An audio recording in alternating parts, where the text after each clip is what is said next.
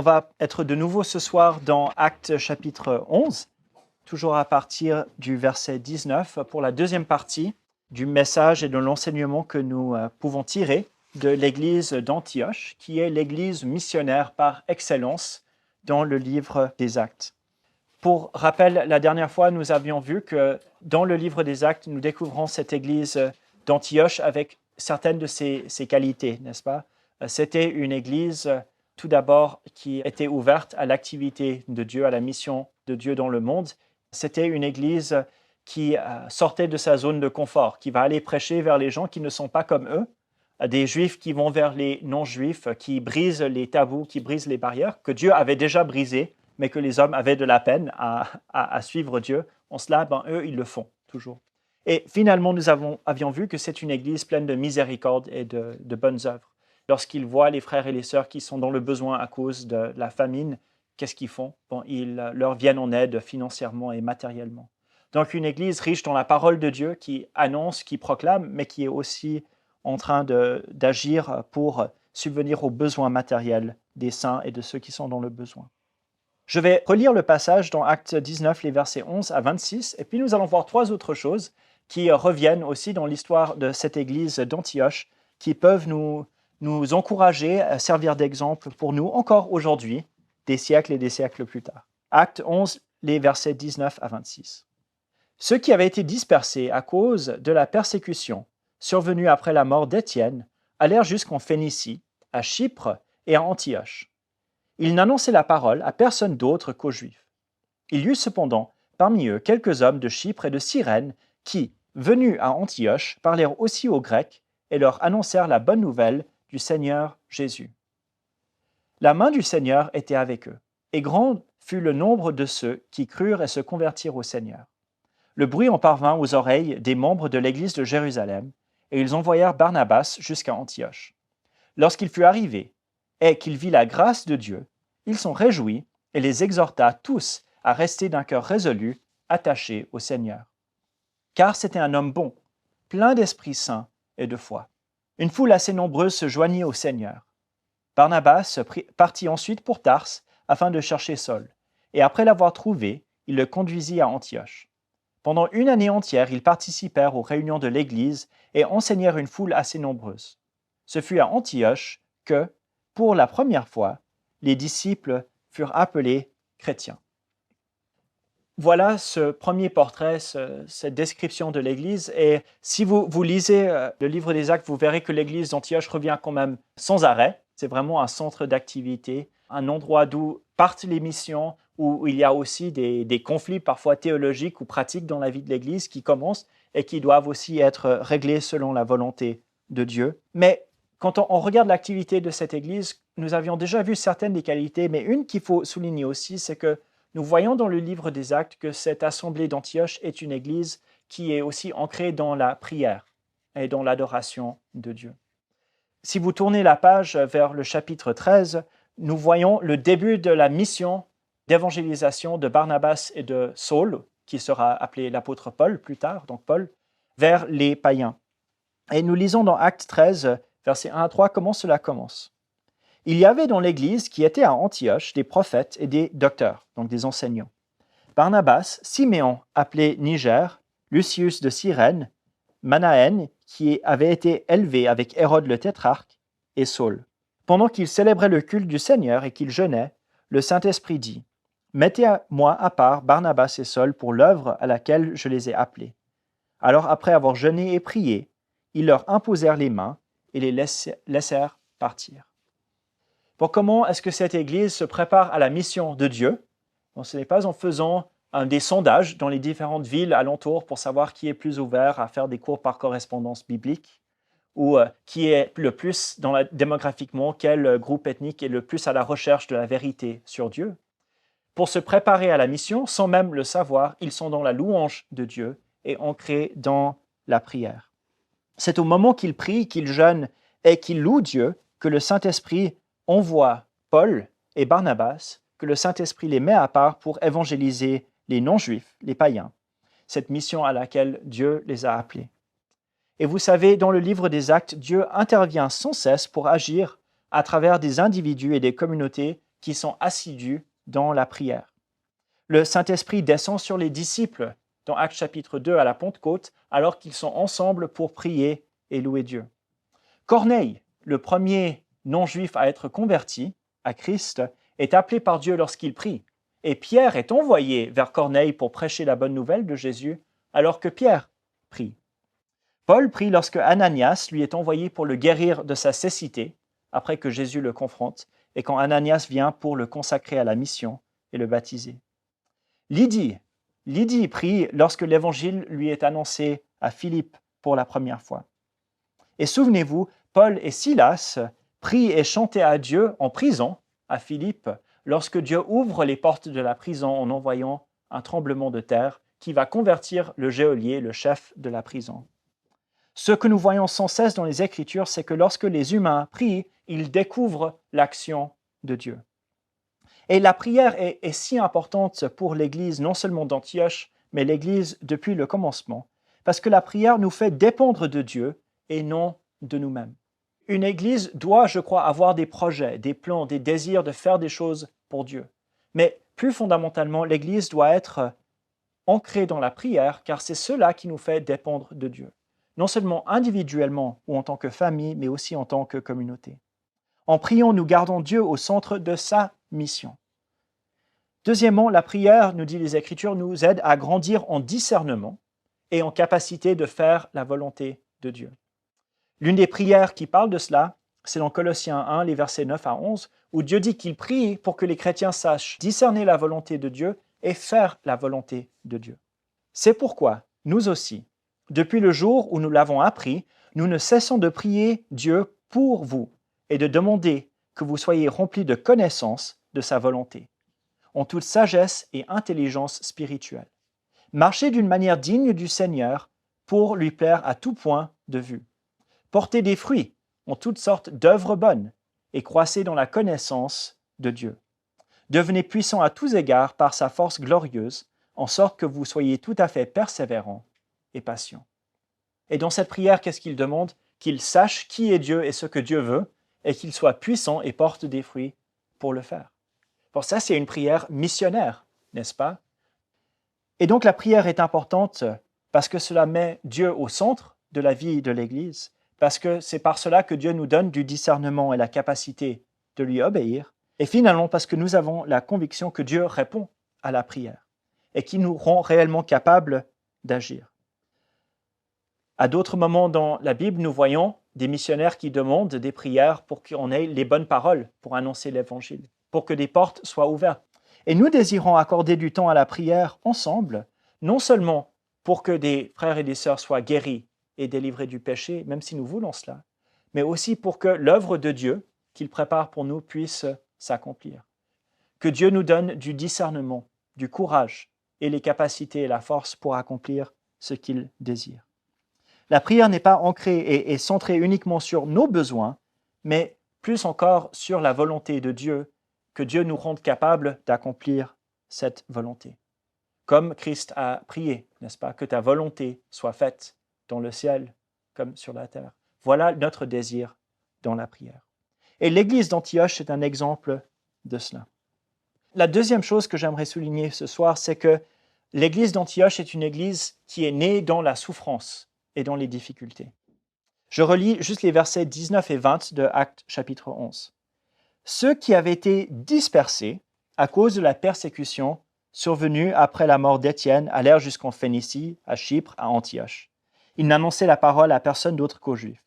Il y eut cependant parmi eux quelques hommes de Chypre et de Cyrène qui, venus à Antioche, parlèrent aussi aux Grecs et leur annoncèrent la bonne nouvelle du Seigneur Jésus. Notons bien que cette première église à faire une percée dans l'évangélisation du monde entier, pas uniquement les Juifs ou les Samaritains, c'est une église qui est née dans la difficulté, une église de réfugiés, une église de personnes qui ont perdu tout ce qu'ils avaient à Jérusalem et qui se retrouvent éparpillées et dispersées dans le monde ancien. Nous ne nous attendrions pas à ce qu'une église comme ça soit l'église pionnière. Et pourtant, c'était cette église née dans la souffrance, née dans les difficultés, et sans doute née avec des problèmes financiers et d'avenir aussi, qui est celle qui va pleinement accomplir sa mission dans la ville d'Antioche. Parfois, nous pouvons avoir la perspective qui dit « quand les choses iront mieux pour moi » ou « quand les choses iront mieux pour nous, alors on commencera ce projet pour Dieu, on commencera à faire cette chose qui est nécessaire. » Mais l'Église d'Antioche n'attend pas de ne plus être des réfugiés pour proclamer la parole de Dieu. L'Église d'Antioche n'attend pas que tout soit stable, que tout aille bien pour que l'Évangile soit proclamé. Mais au sein même de la souffrance, au sein même de la dispersion et de la persécution, qu'est-ce qu'ils font? Ils annoncent les bonnes nouvelles de Jésus. Et je crois qu'ici, il y a un exemple de nouveau pour nous, qui nous rappelle que nous ne remettons pas la proclamation de la parole, les œuvres de Dieu, à plus tard, au second plan. L'œuvre de Dieu, ce n'est pas quelque chose que nous commençons lorsque tout le reste va bien, lorsque les souffrances sont enlevées de notre vie, mais c'est plutôt quelque chose qui existe au sein même de la souffrance. Rappelons-nous que Jésus a accompli la mission que Dieu lui a confiée, non pas lorsque tout allait bien pour lui, mais au sein du rejet, de la souffrance et de l'humiliation. Et l'Église d'Antioche, née dans la souffrance, accomplit la mission de Dieu à travers la difficulté. Et elle n'attend pas que les circonstances soient favorables pour honorer Dieu, mais elle agit puissamment par la foi en Dieu. Et ça, c'est un thème récurrent dans le Nouveau Testament, que ce n'est pas dans la puissance ou dans le confort que Dieu exprime sa puissance, mais à travers les faiblesses des êtres humains. Dans 1 Corinthiens chapitre 1, les versets 26 à 31, l'apôtre Paul écrit aux chrétiens de cette église grecque. « Considérez, frères, comment vous avez été appelés. Il n'y a parmi vous ni beaucoup de sages selon la chair, ni beaucoup de puissants, ni beaucoup de nobles. Mais Dieu a choisi les choses folles de ce monde pour confondre les sages. Dieu a choisi les choses faibles du monde pour confondre les fortes. Dieu a choisi les choses viles du monde, celles qu'on méprise, celles qui ne sont pas, pour réduire à rien celles qui sont, afin que nulle chair ne se glorifie devant Dieu. Or, c'est par lui que vous êtes en Christ Jésus, qui de par Dieu a été fait pour nous sagesse, et aussi justice, sanctification et rédemption, afin, comme il est écrit, que celui qui se glorifie dans le Seigneur. Qu'est-ce qui se passe dans cette assemblée, dans cette église? Il n'y a pas les PDG des grandes banques qui sont présents dans l'assemblée. Il n'y a pas les chefs d'entreprise, les stars sportifs, les généraux et les politiciens. Qui sont présents là? Ce sont les personnes méprisées dans la société, les pauvres, les esclaves qui sont présents. Mais qu'est-ce que Paul voit? Il voit la puissance et la gloire de Dieu. À travers ces gens faibles, Dieu va accomplir sa mission et Dieu va faire de grandes choses. À travers les circonstances difficiles et à travers des personnes faibles, Dieu va faire des grandes choses. Car il est Dieu. Il n'a pas besoin d'attendre que tout aille bien pour nous. Il n'a pas besoin d'attendre que les personnes les mieux éduquées, les plus puissants ou les plus riches viennent à son service. Il peut faire de grandes choses à travers des gens faibles et insignifiants, comme les chrétiens de Corinthe, comme vous et moi. Et l'église d'Antioche est le rappel de cela. Une église de réfugiés, mais qui devient le tremplin pour la transformation du monde entier et la conversion des païens, des non-juifs à Christ. Qui aurait cru que ce serait une église de réfugiés? Bon, pas moi. On aurait dit peut-être c'est l'église à Samarie, c'est l'église à Jérusalem, ces assemblées bien établies qui vont le faire. Mais Dieu agit à travers les faiblesses et les difficultés. Bon, la dernière chose finalement, Antioche nous rappelle et nous montre que cette église qui accomplit la mission de Dieu est une église qui est connue d'abord dans le monde par son appartenance à Christ. Elle est connue d'abord pour son appartenance à Christ. Et j'adore ce verset 26, « Ce fut à Antioche que pour la première fois, les disciples furent appelés chrétiens. » Bon, vous savez peut-être, mais le terme chrétien n'est presque jamais utilisé dans le Nouveau Testament. 3 fois, il me semble que nous voyons ce passage apparaître, 2 fois dans les Actes et 1 fois dans les Épîtres de Pierre. Et c'est le titre que les non-croyants, que les non-disciples de Jésus dans le monde gréco-romain donnaient aux chrétiens et aux disciples de Jésus. Et ce terme chrétien signifie celui qui suit Jésus, qui suit l'enseignement de Christ. On posait la question au sujet de cette église d'Antioche. Qui sont ces gens? Est-ce que ce sont des Juifs? Et on ne pouvait pas répondre oui, parce qu'il y avait des Juifs et des non-Juifs, n'est-ce pas? Est-ce que ce sont des pauvres? Bon, pour certains, mais il y en a d'autres qui ne le sont pas. Il y en a d'autres qui ont grandi avec Hérode, n'est-ce pas? L'un des grands dignitaires de la région. Est-ce que ce sont des gens qui viennent tous du même niveau économique, de la même profession? Non, non. Qu'est-ce qu'ils ont en commun? Bon, ce n'est pas l'ethnie, ce n'est pas la langue, ce n'est pas l'origine, ce n'est pas la profession, ce n'est pas le niveau social et économique. Il y a une seule chose qui les rassemble, c'est Christ. Et donc, les païens étaient bien obligés de les appeler des chrétiens. Parce que qu'est-ce qui les distinguait, qu'est-ce qui les formait? C'était le fait qu'ils appartenaient à Christ. Et vous savez, ça, c'est le désir de Dieu pour son peuple. C'est que quand on regarde l'Église, quand on regarde les disciples de Christ, tout ce qu'on peut voir à leur sujet, tout ce qui peut les réunir, c'est Christ lui-même. Comme l'apôtre Paul a écrit dans Colossiens 3, les versets 9 à 11, il encourage l'Église en disant « Ne mentez pas les uns aux autres, vous qui avez dépouillé la vieille nature avec ses pratiques, et revêtu la nature nouvelle qui se renouvelle en vue d'une pleine connaissance selon l'image de celui qui l'a créé. Il n'y a là ni grec ni juif, ni circoncis ni incirconcis, ni barbare ni scythe, ni esclave ni libre, mais Christ est tout en tous. » Qu'est-ce qui les rassemble? Qu'est-ce qui rassemble ces chrétiens d'Antioche? Qu'est-ce qui rassemble ces chrétiens de Colosse? Qu'est-ce qui fait en sorte qu'on peut les réunir et voir leurs points communs? Bon, c'est Christ. C'est cette nouvelle identité qu'ils ont reçue. Et c'est Christ qui est tout en tous. Et voilà le désir de Dieu pour nous. C'est qu'en nous regardant, on dise, bon, voilà des chrétiens. Voilà des gens qui suivent Christ. Et je ne vois rien d'autre. Il y a un récit qui est rapporté dans l'histoire de l'Église par un certain Eusèbe, c'était un historien chrétien du IVe siècle, qui parle du martyre des chrétiens de Lyon et de Vienne, qui sont dans la vallée du Rhône, un peu plus loin, à quelques heures d'ici, donc en France actuelle. Et il parle d'un certain Sanctus, qui était l'un des responsables de l'Église à Vienne, pas Vienne en Autriche, mais Vienne en France, à côté de Lyon, et comment il a été torturé et finalement exécuté par les autorités romaines à cause de sa foi en Christ. Mais voici comment il décrit cet événement.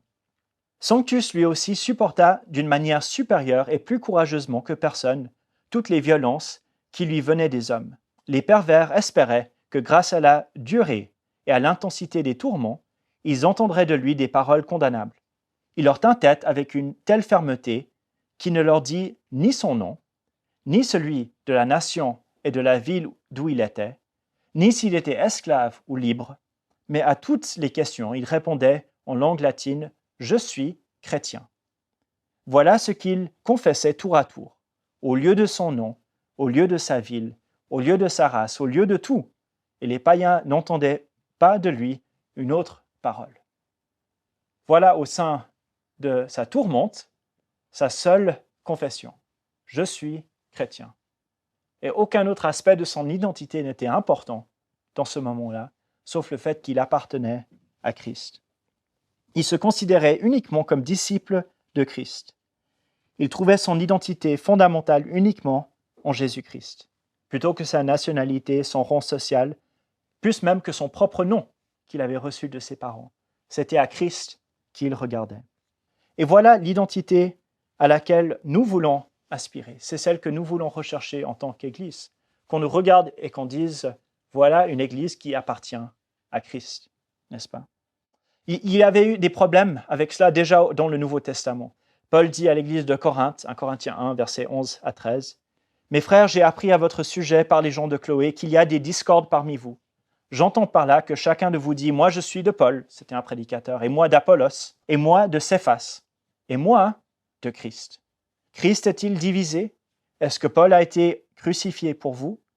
Ou bien est-ce au nom de Paul que vous avez été baptisés? » Il pose cette question et dit « Vous voulez vous identifier par votre prédicateur préféré, ou par la personne qui vous a baptisé, par l'apôtre Paul, par l'apôtre Céphas, qui est Pierre, par Apollos, le grand prédicateur. » Mais il dit c'est Christ, c'est en Christ que nous devons nous identifier. Il dit au chapitre 3, le verset 11, « Personne ne peut poser un autre fondement que celui qui a été posé, savoir Jésus-Christ. » Mon rêve, c'est que des personnes visitent notre assemblée et disent « Je n'ai aucune idée quelle sorte de chrétien vous êtes, mais je sais que vous êtes chrétien. » Ça, c'est mon désir pour cette assemblée et pour toutes les assemblées. Qu'on ne puisse pas nous dire « Vous êtes de Paul » ou « Vous êtes d'Apollos » ou « Vous êtes de Céphas », mais qu'on puisse dire sincèrement « Vous êtes de Christ. » Et ça, c'était la réalité pour l'Église d'Antioche. Une réalité si grande qu'ils ont créé un nouveau nom pour tous les disciples de Christ, pour l'histoire à partir de là, des gens qui suivent Jésus-Christ. Et je crois sincèrement que ça, c'est le désir de Dieu pour son Église, que nous soyons des gens connus pour notre appartenance à Jésus et personne d'autre. Aucune autre particularité que le fait que nous tenons à Jésus de tout notre cœur. Je veux seulement être connu comme chrétien, comme Sanctus, comme Paul, comme les chrétiens de l'Église d'Antioche. Et je sais que c'est le désir de Dieu pour nous, que nous trouvions notre identité en Christ. Alors frères et sœurs, prions toujours plus. Aujourd'hui, cette semaine, seul et en tant qu'Église, prions que Dieu nous aide à entrer dans la mission. Souvenons-nous que Dieu n'est pas limité par les circonstances, mais que Dieu peut faire des grandes choses à travers une Église née dans la souffrance, dans la pauvreté et dans la difficulté. Que sa gloire s'exprime même à travers la faiblesse. Et n'oublions pas non plus que nous sommes appelés à être connus par notre appartenance à Christ. Et nous voulons trouver notre identité individuelle, mais aussi en tant qu'Église, en lui et en lui seul.